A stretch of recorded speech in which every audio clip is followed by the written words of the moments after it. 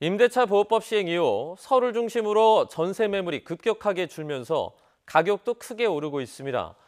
여기에다 일부 다주택자들이 종부세 등 부동산 세금이 강화되자 월세를 큰 폭으로 올려 세부담을 전가하려는 움직임도 나타나고 있는데요. 정부와 여당은 전세에서 월세로 전환할 때 적용을 하는 월 임대료 비율, 즉 전월세 전환율을 현재 2%대인 주택담보대출 금리와 연계 조정하기로 했습니다. 김현우 기자의 보도입니다. 서울 58주 연속 상승, 경기도 5년 4개월 만에 가장 큰 폭의 상승.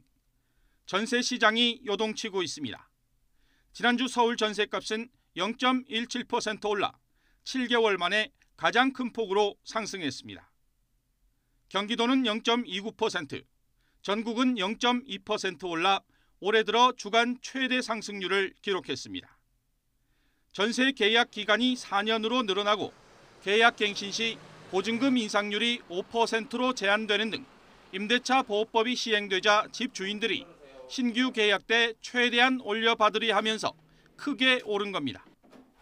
여기에다 집값 상승과 보유세 강화 등으로 집주인들의 월세 선호 현상이 맞물려 전세를 찾기도 어려운 상황. 이처럼 전세 잠김 현상이 이어지면서 지난달 전국 전세값은 역대 최고 수준에 이르렀습니다. 지난달 전국 주택 전세 가격 지수는 100.9로 관련 통계가 작성된 지난 1986년 이후 최고치입니다. 이처럼 전세가가 치솟는 상황에서 일부 임대인들의 월세 전환에 따른 세입자 부담을 줄이기 위해 여당은 현재 4% 수준인 전월세 전환율 인하를 추진하기로 했습니다.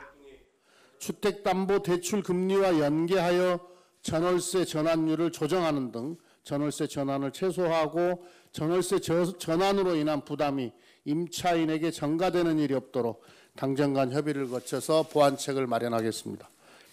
급격한 월세 전환에 따른 세입자들의 월 임대료 부담 증가를 막겠다는 취지입니다. 다주택자 규제와 세입자 보호, 여기에다 추가 공급 대책까지 맞물리면서 부동산 시장은 당분간 거래 절벽 속 관망세가 이어질 전망입니다. 당분간의 시장이 서로 눈치 보기와 관망세를 보이다가 이후에 실수요자들의 이후 계속적인 구매 흐름이라던가 아니면 전세 대기 흐름 변화에 따라서 시장의 흐름이 엇갈릴 것으로 보여집니다. 잇따른 부동산 대책이 하루가 멀다 하고 나오고 있지만 아파트 전세 부족과 가격 상승으로 연립과 다세대 주택 전세값까지 덜썩이고 있어 젊은 층의 주거 불안은 쉽게 가라앉지 않고 있습니다. YTN 김현우입니다.